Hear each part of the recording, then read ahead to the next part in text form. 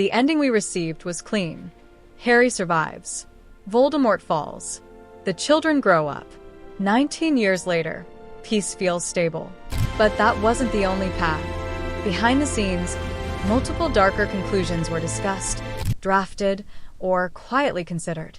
Some would have stripped Harry of his power. Some would have killed him permanently. Others would have dismantled the wizarding world entirely. The version we know protects the myth. The versions that almost happen dismantle it. Because once you remove the safety of a fairy tale ending, the series stops being a story about destiny. It becomes a story about cost. And in several alternate directions, the cost was far more severe than anyone expected. The familiar ending restores balance. Harry defeats Voldemort. The Elder Wand answers to him. Order returns. But one discussed variation carried a different consequence. Harry survives. The Horcrux inside him dies. And with it, his ability to perform magic. On the surface, it feels poetic. The boy who lived gives up the very power that defined him. But the detail shifts everything. His scar remains. His trauma remains.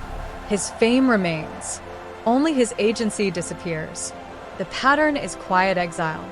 He becomes a symbol in a world he can no longer participate in. Psychologically, it reframes survival as diminishment. Victory becomes amputated identity. The war ends. Harry lives. The series frames Harry as morally incorruptible, tempted, but never overtaken. An alternate possibility explored something colder. What if surviving Voldemort left something behind? Not a soul fragment, a psychological imprint. Harry understands unforgivable curses. He uses them. He feels anger easily. He shares Voldemort's capacity for detachment in battle. The pattern suggests proximity to darkness, not immunity. If power answers to trauma, and trauma never heals, leadership can curdle. In this version, Harry doesn't fall dramatically. He shifts gradually. Control becomes justification. Protection becomes enforcement. The hero doesn't lose. He transforms. And the wizarding world repeats its cycle under a different name. But he stands outside the world he saved. Fred's death fractures the Weasley family. It is sudden, arbitrary. War rarely announces itself. But early considerations suggested Ron might not survive. The inconsistency is structural. Ron is not peripheral. He is foundational. Harry's emotional anchor. Hermione's stabilizer. Remove Ron, and the trio destabilizes permanently. The pattern becomes survivor's guilt as permanent architecture. Harry carries another death. Hermione internalizes another failure. Fred's death wounds the family. Ron's death would have altered the moral tone of the series. It would say loyalty does not protect you. Proximity to the hero does not save you. The Golden Trio would never feel golden again. Hagrid survives the war. He carries Harry from the forest. He weeps, but he lives. There was space for a harsher symmetry. Hagrid, the first protector, becomes the final sacrifice. He introduces Harry to magic. He escorts him into the forest in what appears to be death. If he had died shielding him from Voldemort, the narrative circle would close with blood. The pattern is generational guardianship. Old protectors fall so myths survive. His death would have removed innocence from the ending entirely. No gentle giant waiting at Hogwarts. Only empty grounds and a legacy of lost Jedi, and the final confrontation. The connection between them snaps. But possession was a lingering possibility. The evidence was always there. Shared visions. Shared pain. Emotional bleed-through. Imagine the forest scene ending differently. The killing curse does not destroy the fragment. It anchors it. Harry wakes. The war ends. Voldemort is gone. Except he isn't. He speaks less, smiles less, decides faster. The pattern becomes internal tyranny. Evil no longer externalized. The war ends publicly. It continues privately. And the savior of the wizarding world becomes its quiet corruption. If you value deep analysis of films that shaped a generation, consider subscribing. This channel treats childhood stories like they deserve to be treated seriously. Snape dies as martyr. His memories redeem him. The audience forgives. An alternate ending removes that mercy. Snape survives Nagini. He lives to face the wizarding public. The inconsistency is moral accountability. His love for Lily does not erase cruelty toward students. The pattern becomes exposure without absolution. In a trial setting, his complexity fractures. Hero to some, abuser to others. Redemption feels cleaner when the redeemed cannot answer questions.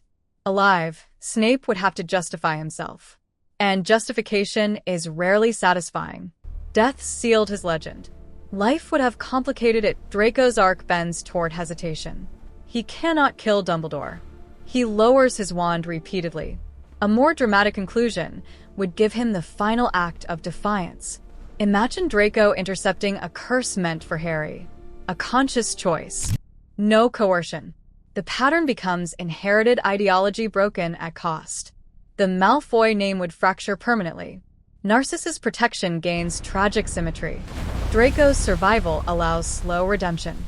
His death would force immediate absolution. And it would remind the audience that indoctrination can be undone, but not always survived. In the accepted ending, wand allegiance protects him. But wand lore is unstable. It answers to dominance, not morality. A harsher version allows technicality to fail. Harry disarms Draco. Voldemort wields the Elder Wand. The spell rebounds imperfectly. Harry dies. Truly. The pattern becomes martyrdom without resurrection. No platform scene. No return. The wizarding world wins because he dies, not because he survives. It reframes the saga from chosen one myth to sacrificial cautionary tale. The books end with unity. But systemic prejudice runs deep. Pureblood ideology does not vanish with one duel. An alternate trajectory suggests fragmentation. Trials expose corruption in the ministry. Former allies dispute power redistribution. Houses blame one another. The pattern mirrors real history. Regime fall does not equal peace. Harry becomes symbol in a fractured state. The war against Voldemort ends. The war for identity begins.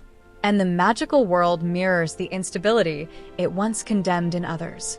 Sometimes victory does not include the hero. Dumbledore's portrait offers guidance, wisdom, calm, reassurance.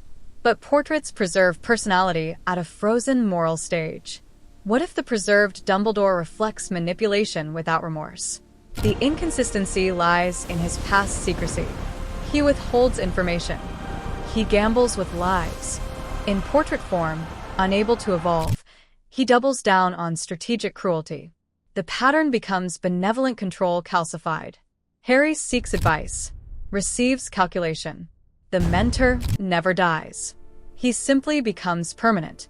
And permanence is rarely gentle. 19 years later gives closure. Children board trains. Scars no longer hurt. Remove that scene. End on the courtyard. Smoke rising. Bodies cooling. The pattern becomes unresolved adulthood. No guarantee of healing. No proof trauma fades. The series would close not as myth, but as aftermath. We would be left with uncertainty instead of reassurance. Sometimes the absence of future is the most honest ending.